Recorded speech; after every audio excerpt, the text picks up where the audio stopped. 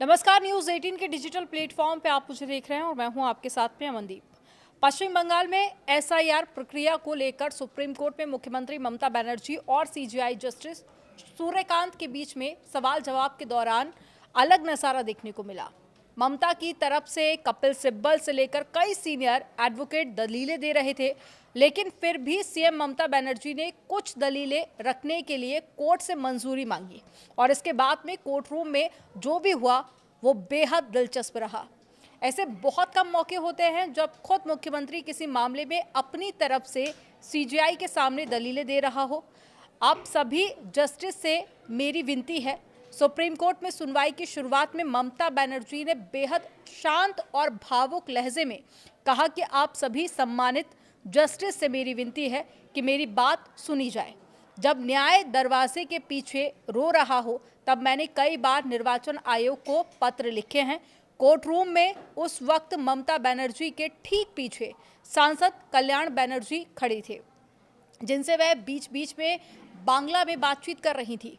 CJI Suryakant ने इसी बीच हस्तक्षेप किया। जैसे ही ममता बनर्जी विस्तार से अपनी बात रखने लगी, चीफ जस्टिस सूर्यकांत ने उन्हें टोकते हुए कहा कि पश्चिम बंगाल राज्य ने याचिका दायर की है। आपकी तरफ से देश के कुछ सर्वश्रेष्ठ वरिष्ठ अधिवक्ता यहाँ पर मौजूद हैं।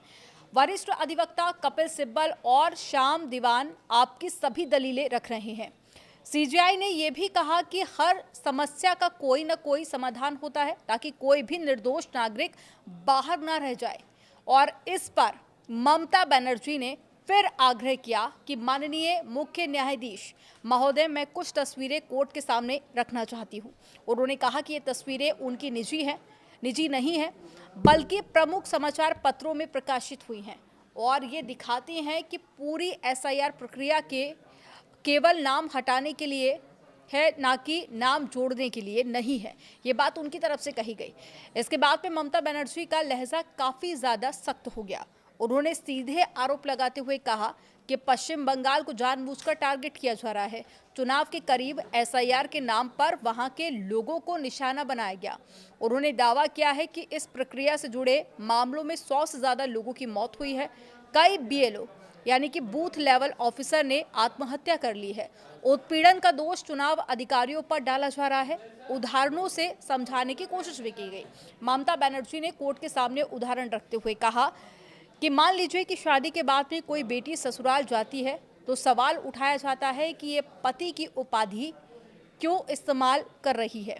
उन्होंने कहा कि शादी के बाद में ससुराल गई महिलाओं के नाम एक तरफा हटा दिए गए हैं। गरीब लोगों ने फ्लैट खरीदे या फिर घर बदले तो उनका नाम भी कट गया।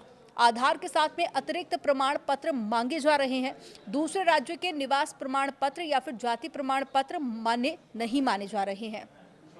तो ममता बनर्जी की तरफ से जो आज दलीलें दी गई हैं वो वाकई में काफ़ी ज़्यादा दिलचस्प रही। आपका इस पर क्या सोचना है, कमेंट सेक्शन में ज़रूर बताइएगा।